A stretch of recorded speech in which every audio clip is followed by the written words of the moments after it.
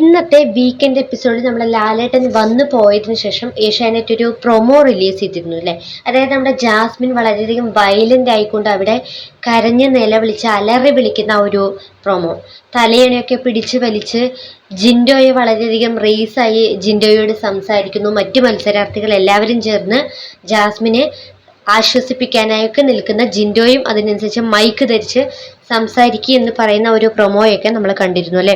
അപ്പോൾ ഈ ഒരു പ്രൊമോ കണ്ടിട്ട് ബേസിക്കലി എനിക്ക് ഈ ഒരു പ്രൊമോയിൽ നിന്ന് മനസ്സിലായ ഒരു കാര്യം എന്താണെന്ന് ചോദിച്ചാൽ, ലാലേട്ടൻ ഇന്നത്തെ വീക്കെൻഡ് എപ്പിസോഡിൽ വന്ന് ജാസ്മിനോടും ഗബ്രിയോടും ചോദിച്ചു, ഇവർ തമ്മിലുള്ള യഥാർത്ഥത്തിലുള്ള റിലേഷൻ എന്താണ്, ഫ്രണ്ട്ഷിപ്പ് ആണോ അതോ നിങ്ങൾ തമ്മിൽ ഇഷ്ടത്തിലാണോ എന്നതിനെ പറ്റി ചോദിച്ചിട്ട് ലാലേട്ടൻ പോയതിനു ശേഷം ഒരുപക്ഷെ ജാസ്മിനും ഗബ്രിയും തമ്മിൽ ഈ ഒരു വിഷയത്തെക്കുറിച്ച് എന്തെങ്കിലും സംസാരം ഉണ്ടായിരുന്നിരിക്കാം.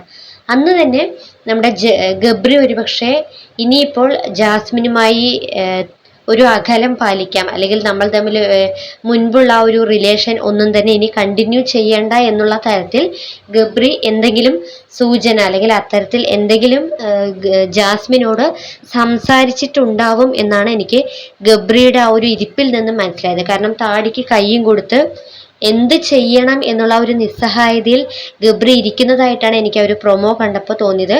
ഒരുപക്ഷെ ജാസ്മിനെ ഏറ്റവും കൂടുതൽ വീക്കാക്കുന്ന ഒരു ബിഗ് ബോസ് വീട്ടിലെ ഘടകം എന്ന് പറയുന്നതും ഗബ്രി എന്നുള്ള ഒരു കണ്ടന്റ് തന്നെയാണ്.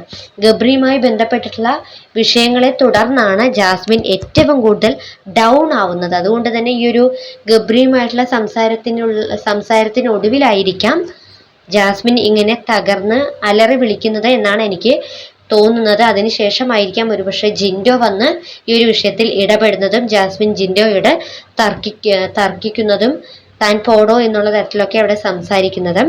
പക്ഷെ ഇത് നമുക്ക് ക്ലിയർ അല്ല, എന്താണ് പ്രൊമോയിൽ പറഞ്ഞിരിക്കുന്നത് എന്നുള്ളത് വ്യക്തമല്ല. പക്ഷെ എനിക്ക് ആ ഒരു പ്രൊമോയിൽ കണ്ടതുള്ള ആ ഒരു ബാക്ക്ഗ്രൗണ്ട് വെച്ചിട്ട് ഏകദേശം മനസ്സിലായ കാര്യമാണ് ഞാൻ ഈ ഒരു വീഡിയോയിലൂടെ ഷെയർ ചെയ്ത്. സോ പ്രേക്ഷകർക്ക് എന്താണ് ഈ ഒരു പ്രൊമോ കണ്ടിട്ട് തോന്നിയത്? നിങ്ങളുടെ വിലയേറിയ അഭിപ്രായങ്ങൾ താഴെ കമൻറ്റ് ബോക്സിൽ അറിയിക്കുക. ബിഗ് ബോസ് മലയാളം സീസൺ 6 കൂടുതൽ ലൈവ് അപ്ഡേറ്റുമായി വീണ്ടും നമ്മൾ വരുന്നതായിരിക്കും.